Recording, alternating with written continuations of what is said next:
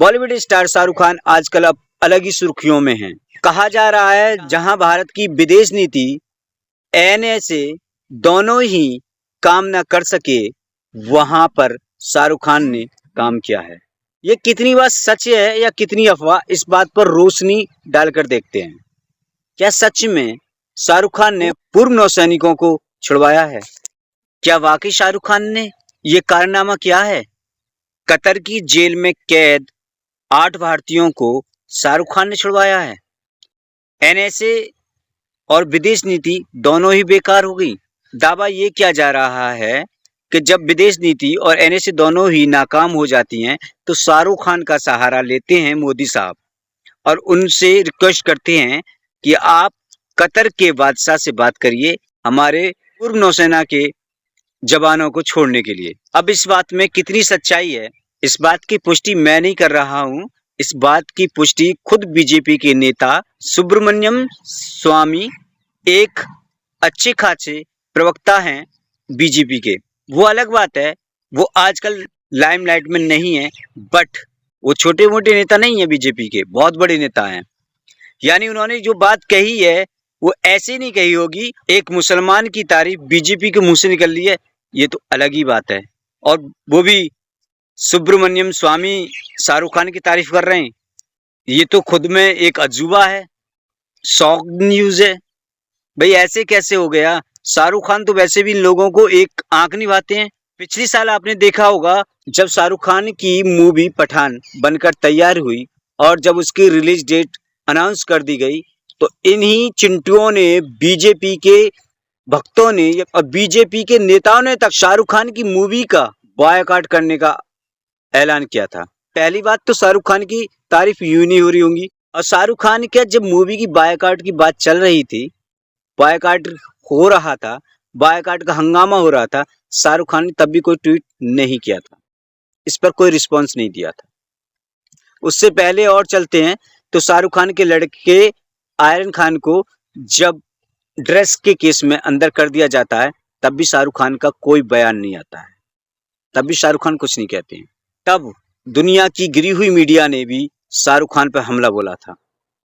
जो दलाली कर रहे हैं, पत्रकारिता को बेच रहे हैं, उन्होंने भी शाहरुख खान का हमला बोला था। उसके बच्चे को लेकर हमला बोला था। ऐसी ड्रग्स के केस में उसको फंसाने की पूरी कोशिश की गई थी। यहाँ तक कि इबलिस ने भी, इबलिस यादव जो एक यूट्यूबर है, उसने भी कहा था कि ऐसे के सपोर्ट कर रहना है कि जिसका नशेड़ी है, जो देश में नशा घोलने का काम कर रहा है, ऐसे को क्यों सपोर्ट करना, अभी तो नीचे स्तर पर आएगा, अभी तो तुम फंसे हो। ये इल्विस के भी बयान ऐसे ही कुछ थे। उसके बाद खुद जब वो फंसा, कैमरा के सामने रो रहा था कि किस देश की मीडिया में इंसाफ नहीं बचा है, यहाँ के यूं ही फंसा देते हैं, उसके कैरियर यूं ही बर्बाद कर देते हैं। जब तू अपने ब्रॉडकास्ट में बैठ के शाहरुख खान जैसे एक्टर पर उंगली उठा रहा था, तब तूने नहीं सोचा था। अब ये लोग नहीं सोचते हैं। शाहरुख खान पे उंगली उठा रहे थे, दोमदार केस चल रहा था, कोई नहीं, अब यहाँ से भी निकल जाते हैं, वो केस सॉल्व हो गया। उसके बाद पठान का बायकॉट भी सॉल्व हो गया, पठान ने अपनी ताबड़तोड़ कमाई करी। प्रति चिंटू कुछ ही हैं, ये साबित हो गया इस देश के अंदर, बाकी तो सब लोग मोहब्बत करने वाले हैं। सुब्रमण्यम स्वामी के बयान पर इतना बवाल क्यों मचा हुआ है? वो इसलिए मचा हुआ है कि सुब्रमण्यम स्वामी ने जो बयान दिया है, वो बीजेपी के नेता हैं और बीजेपी के नेता शाहरुख खान की तारीफ कर रहा है, ये बात कुछ हजम नहीं है। अगर बीजेपी का नेता शाहरुख खान की तारीफ कर रहा है, तो इसका मतलब ये है कि वो कहीं ना कहीं हकीकत से जुड़ी हुई है। अच्छा, शाहरुख खान का वैसे भी दबदबा गल्फ कंट्रियों में है, कतर में वैसे भी दबदबा है, शाहरुख खान का अपना दबदबा है, वहां के प्राइम मिनिस्टर, इतनी इज्जत हमारे देश के प्राइम मिनिस्टर को मिलती है, शायद उससे ज्यादा कहीं कतर में शाहरुख खान को इज्जत मिलती है। दुबई में जो गाड़ी हमारे प्राइम मिनिस्टर को दी जाती है सुरक्षा के हिसाब से, वही गाड़ी हमें शाहरुख खान को दी जाती है।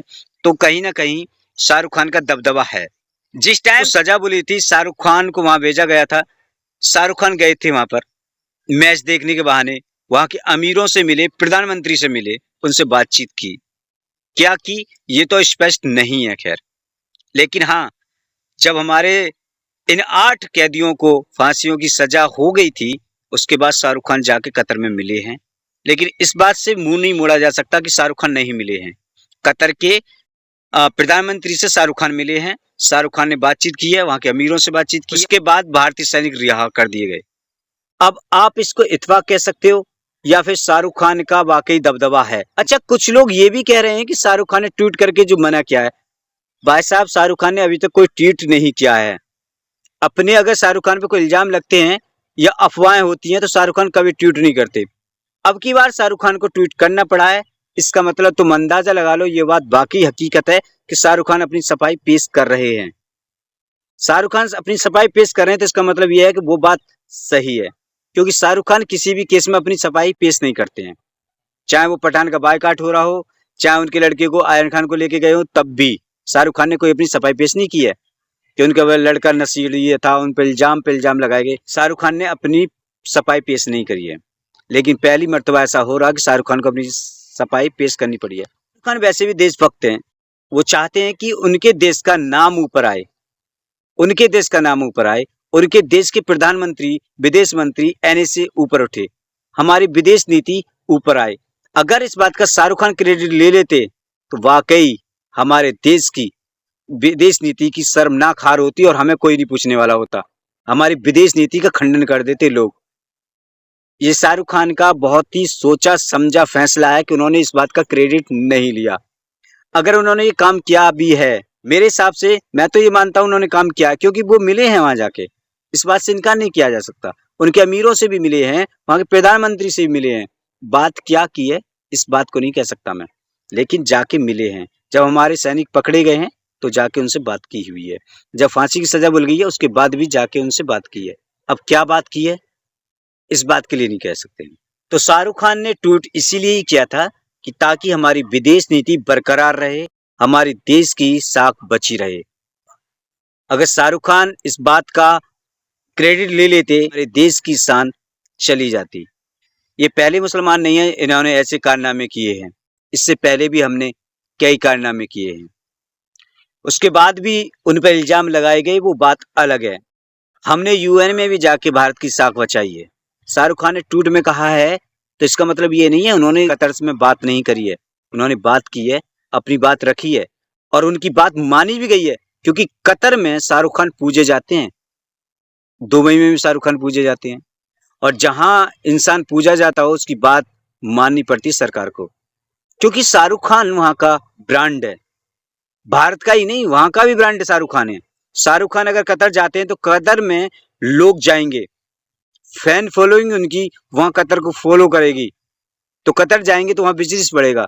बिजनेस बढ़ता है शाहरुख खान जहां जहां जाते हैं, तो वो तो वैसे ही ब्रांड है, तो उनकी बात तो वैसे ही माननी थी।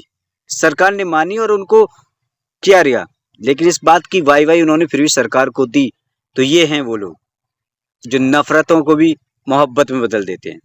आप इस वीडियो को फिर भी याद रखना, आने वाले टाइम में ना फिर भी शाहरुख खान को टारगेट किया जाएगा, क्योंकि वो मुसलमान है और उनको टारगेट करना इन लोगों का काम होगा। शाहरुख खान के बारे में गलत कहना या शाहरुख खान के लिए कुछ अपशब्द कहना ये अलग है। उनकी गल्फ कंट्रियों में ऐसी इज्जत की जाती है जैसे हमारे किसी देश के प्रधानमंत्री की जाती हो, शायद उससे भी बढ़कर। आपका क्या कहना है इस खबर के बारे में, आप हमें कमेंट करके जरूर बताइएगा। तो मिलते हैं अगली वीडियो में, तब तक के लिए जय हिंद।